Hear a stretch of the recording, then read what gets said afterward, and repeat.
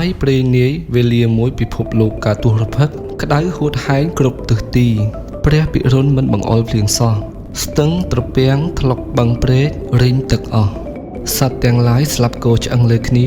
រុក្ខជាតិនានាស្វិតក្រៀមក្រញ៉ង់ពួកមណ្ឌុកសត្វមានកញ្គក់ហ៊ីងកង្កែបជាដើមដែលជាសត្វប៉ិនអត់ធន់ក៏ស្គមនៅសល់តែស្បែកនិងឆ្អឹងថ្ងៃមួយគង្គក់ជាមេប្រកាសដល់ក្រុមញាតនិងហ៊ីងកង្កែបជាមិត្តថាហើយមិត្តទាំងអស់គ្នាមើលទៅតាព្រំមិនបង្អុលភ្លៀងមកឲ្យយើងទេបើយើងនៅស្ងៀមមុខជាដាច់ពោះស្លាប់ហើយ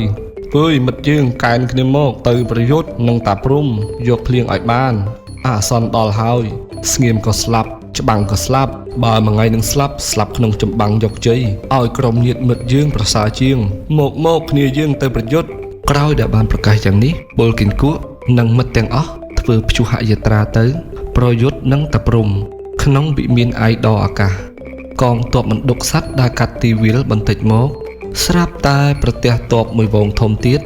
មេបញ្ជាការធំគង្គក់ឃើញវងពលត្រីអណ្ដែងធំខ្នាន់ខ្នាប់ខ្លួនប្រឡាក់ស្រមកដោយកំទេចធូលីនិងផេះនៃវាលស្រែមេបញ្ជាការគង្គក់ក៏សួរថាណែវើយតើកូនឯងទៅណាបានជារមៀលខ្លួនហុយដីត្រលូមឲ្យរំខានដល់កងទ័ពរបស់យើងនេះត្រីអណ្ដែងជាមេទ័ពតបថាភឿនអើយពួកមច្ឆាឲ្យយើងមកជាមួយបងត្រីក្រាំងដល់ពិនប្រសពខាងរត់ឆ្លងភ្នំនិងរាយការណ៍ដើម្បីច្បាំងនឹងតាព្រំ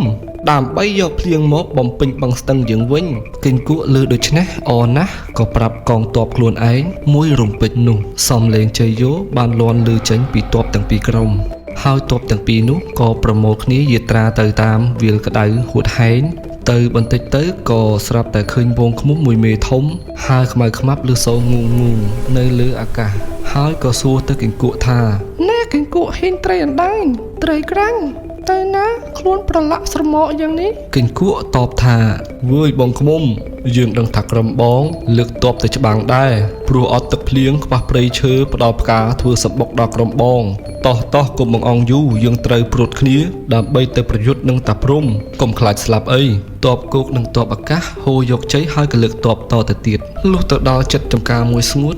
ស្រាប់តែទ័ពនេះប្រទះឃើញផ្លែត្រសក់ស្រូវដួលរណោករណាល់លើដីដាច់របេះតងគួរឲ្យអាសូរហើយក៏មានផ្លែត្រសក់ស្រូវមួយស្រែកដោយមានសង្ឃឹមថាពឿនអើយតើបងទៅណាឲ្យយើងបានទៅតាមដោយសារផងតែខំពួកយើងច្បាស់ជាស្លាប់អស់ហើយបើបងទៅច្បាំងពួកយើងក៏ស៊ូស្លាប់ជំនួសគ្រួសារយ៉ាងដែរមិនឲ្យនៅរស់វេទនាបែបនេះទេមេទ័ពទាំង3ក៏ព្រមឲ្យត្រសក់ស្រូវរមៀលខ្លួនទៅតាមក្បួនផុតពីវាល